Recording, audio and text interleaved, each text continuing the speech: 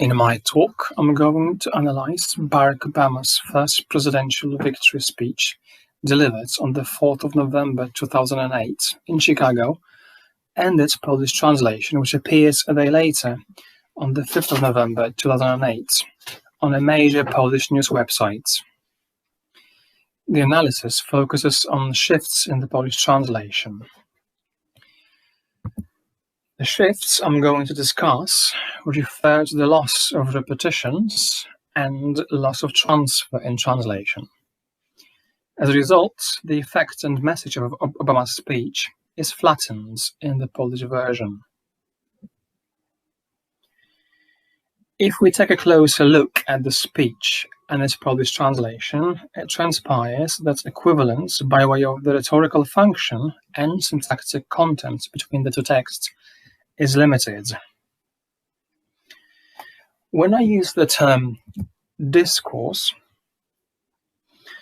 I mean what Hatim and Mason saw as a style of speech or writing by extension, and the way of thinking which may undergo different forms of linguistic ritualization. The actual speech that Obama gave appeals to people's emotions, which in politics serves as a tool to facilitate congruence and persuasion in a community. Particularly in spoken political discourse, repetitions facilitate message transfer and also reinforce cultural values and culture-specific references in order to support the speaker's ideological stand. If we ask whether the original speech and its Polish translation creates a message that facilitates congruence between the speaker and their audience in equal measures, then the answer must be no. Political speeches serve many purposes. One of them is to garner support and reconcile differences between opposing groups in order to achieve a common goal. The role of emotive language in a political discourse is to evoke specific emotions in order to achieve certain political goals. This role can be performed through the use of emotionally charged language to give a speech a more optimistic or pessimistic outlook, through the use of, for instance, emphasis or special phrases. Additionally, political speeches refer to various cultural values in order to unify crowds around the speaker and their political goals. Furthermore, cultural values in a political speech are reinforced when the speaker refers to the shared memory of certain historic events or figures or other culture-specific references which have played a crucial role throughout history in shaping and cementing social bonds and now enjoy universal veneration within the society. Obama's speeches are multi-layered, evocative, emotive, and creative. The language isn't complex, but the way words are put together makes people think, feel, and connect with what he says. The analysis focuses around political discourse in its emotive dimension, which for the purposes here is defined through the use of emphatic repetitions, and also the potential relation to cultural values. I will use three theoretical concepts in my analysis. The concepts of overt versus covert translation, as applied by Julian House, will inform my conclusions why the Polish translation slants towards overt rather than covert. Then functional equivalence, also as applied by Julian House, will serve as the grounds for assessing why the term overt translation portrays more effectively the approach I've taken to delineate the divergencies between the source text and the target text here. And finally, Derrida's idea of materiality loss in translation, as applied by Lawrence Venuti, will help provide an assessment of those divergencies in the loss of intratextual and intertextual relations between the speech and its translation. The main purpose of Obama's speech was to unify the American nation in the face of strong polarization among the society, and also to present a new way forward. In order to achieve this, Obama used emotive language to refer to several cultural values shared in the American society, such as freedom, family, progress, the American dream. And he also referred to other culture-specific references, such as Abraham Lincoln, the Dust Bowl, or the New Deal. The overall effect was augmented, however, by powerful and elaborate language which he used, and also his great articulacy and oratory skills. All that enabled him to deliver his talk in a confident and calm manner. On a more technical note, the source text contains 2,082 words. Contractions such as "there's" or "didn't" used in the speech have been accounted for as 2 words for syntactic purposes. The total number of sentences and sentence-like phrases is 1,007. The only criterion for arriving at that number was either a full stop or a question mark at the end of the sentence. The sentences are rather long, but well constructed, and the ideas flow smoothly and with unimpeded logical coherence. And the speech is divided into 54 paragraphs. What I mean here by a paragraph is traditionally a typical block of text consisting of several sentences and which deals with one main idea. The Polish translation, on the other hand, contains 1,271 words, with no contractions, as they are syntactically impossible in the Polish language.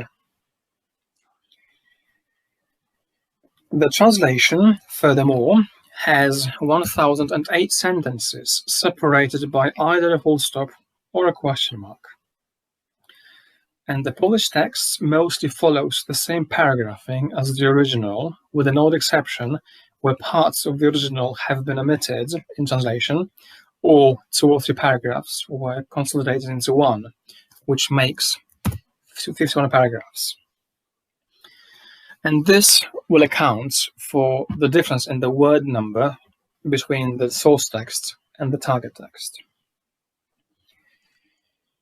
Several phrases occur frequently in the source text and contribute significantly to the overall rhetorical effects of the speech.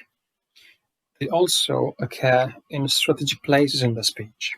Overall, there are 152 repetitions where words or phrases in the source text get repeated, which makes 234 words in total repeated, and that gives us approximately 11% of the total number of words in the source text.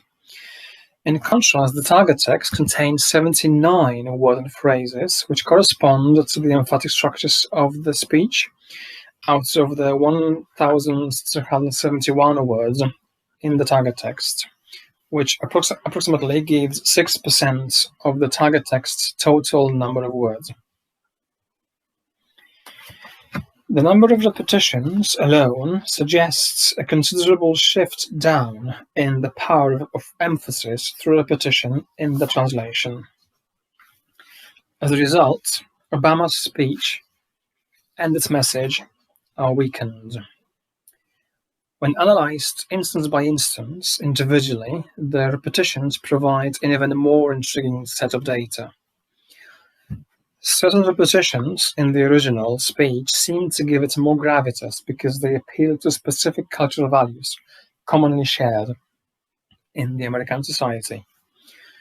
For example, the repetition of the word America in all its morphological derivations in the source text renders 23 instances compared to only 16 in the target text. Using the word America and its derivatives to address the nationwide audience on the presidential election victory night serves social identification as well as unification purposes. The Polish version, on the other hand, renders that effect 30% less strong. Another interesting finding is the use of the word tonight, which is used 14 times in the source text. The announcement of the election results and Obama's speech took place on the same night. The use of the word tonight in the English version adds to the gravitas and urgency of the occasion and also underlies the immediacy of the situation. The Polish translation was published the following day and applied the holonym dziś, or in English today, of which tonight is part. And this happens only for 8 instances compared to the 14 in the source text. And the other 6 instances present no use of the word that in the target text at all, which makes for a 43% loss in the intended effect. The result takes away from the significance of the occasion and loses the sense of urgency by using a more tenuous term in the target text in place of a more specific one in the source text. Another meaningful repetition concerns the word that in its demonstrative as well as relative function. That word is repeated in the source text 8 times as a demonstrative pronoun and 18 times as a relative pronoun. A close analysis revealed that Obama used that demonstratively to point to specific ideas more strongly.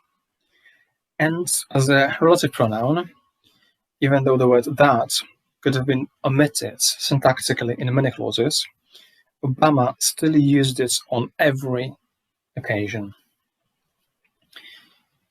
This approach provides for greater clarity of expression in his speech.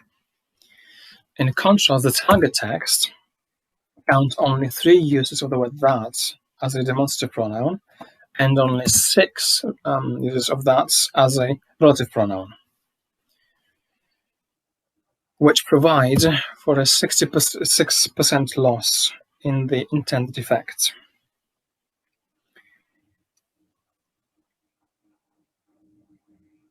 The source text repetitions, which are omitted in the target text, have been re-expressed mostly through syntactically simplified constructions of sentences. Another aspect which is worth investigating here is the way Obama uses repetitions to address or refer to people or groups of people. For instance, where Obama expressed his gratitude to all those who had helped him win the election, like his family or his team and other politicians involved in his campaign, the addresses here also cover references to groups of people in more general terms, such as sending a message across the world to all those who were hopeful or desperate in the world at that moment, or who were friendly or hostile towards America. This makes a total of 44 repetitions in the source text against 24 in the target text. By repeating, for example, the phrase "to those who," or simply the word "to," Obama carries a strong message, and it provides a very clear reinforcement of what he's trying to say. These repetitions focus on the importance of the values of gratitude, for instance, or patriotism, or American exceptionalism, and provide also individual acknowledgement to every person mentioned. These values are profoundly ingrained into the fabric of the American society. The effect in the target text is significantly weaker by more or less 55%. One evident conclusion is that the translation did not place as much emphasis on these values as the original speech. This might lead to asking a question whether Polish people are less grateful than Americans. A question like this would be valid to ask in sociology or psychology, possibly in combination with translation studies, rather than translation studies alone. A close look at the translation, however, shows that emphasis that Obama made in his speech experiences a significant loss in the target text. Omitting emphatic structures or consolidating them rather than repeating verbatim in the target text, or yet employing other syntactic shifts, show that the translated version is not another original, but an instance of overt translation. The source text was treated somewhat superficially for its repetitions in translation. The repetitions, which account for a considerable part of the emphatic force in the source text, have been obscured in the target text, and as a result, they lost their function. Therefore, we can say that the translation does not enjoy the same typological status of a speech written to be spoken, nor is it supposed to perform the same persuasive function as the original, which may also at least partly explain the divergencies in the treatment of repetitions between the source text and the target text.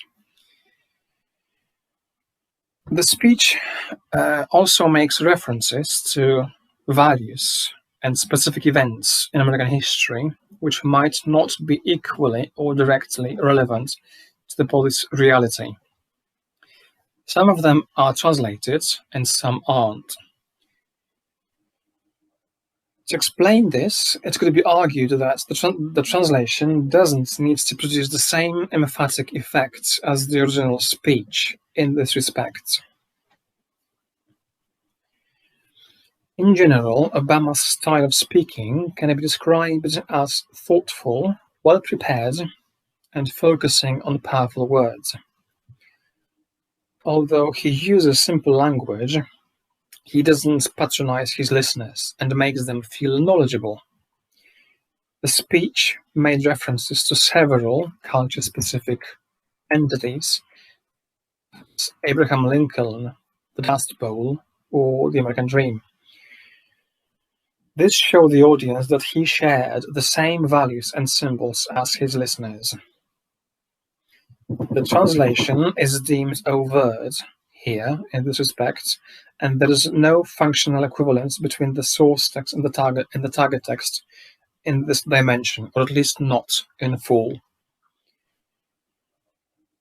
Finally, in terms of the cultural inputs and transfer, the translation displays a significant loss of materiality. At times, it fails to transfer, sometimes fully or sometimes partially, the values addressed and emphasized by Obama in the original version. For instance, the reference to the Dust Bowl was omitted in the Polish version. Political speeches are complex instances of discourse, as they refer to many aspects of life, such as culture, history, emotions, society, psychology, and many others. And the language used in them will be characterized by linguistic and also paralinguistic features relating to all those areas of life. Obama's presidential election victory speech contained references to a variety of aspects which he as president aims to address, such as world peace, opportunity, progress, etc. Also, emphasis that he used, and which is also so omnipresent in the political speeches, serves well the persuasion purposes. The need to construct identity which accompanies political discourse, and by extension political speeches, becomes displaced in this particular example of translation. Furthermore, the need for emphatic language in translation, such as repetitions, gives way to other motivations in the translation process. Rather than a desire to shape the self, translating political speeches seems to serve different ideological agendas than the originals. Emphatic repetitions became redundant as an ideological tool in the translation of Obama's speech. It can also be suggested that the target text serves mainly informative purposes to the Polish reader, as opposed to unifying and motivational ones in English. The Polish version doesn't need to persuade or convince politically or unify the Polish audience. Its task is merely to inform about what happened in America. Therefore, the need for faithful translation or rendition of every instance where Obama repeated phrases becomes immaterial in translation, making it an instance of over-translation. This is not to say that the translation itself here is successful or not. It is, however, evident that the Polish translation lost a lot of depth compared to the original, lost a big part of ideological appeal, lost part of the dramatic effects of the English version, or lost a lot of its capacity to convince or even stimulate rhetorical functions, and also lost a lot of emotionality compared to the source text. It seems this was not the purpose of the translation to fulfill those criteria in the first place, as a raison d'etre of news agencies, such as the one that published the Polish version of Obama's speech, is to pass information effectively and efficiently, rather than pay meticulous attention to every cultural aspect expressed in the original language. Given another context and purpose, the translation might look different. Thank you very much for your attention.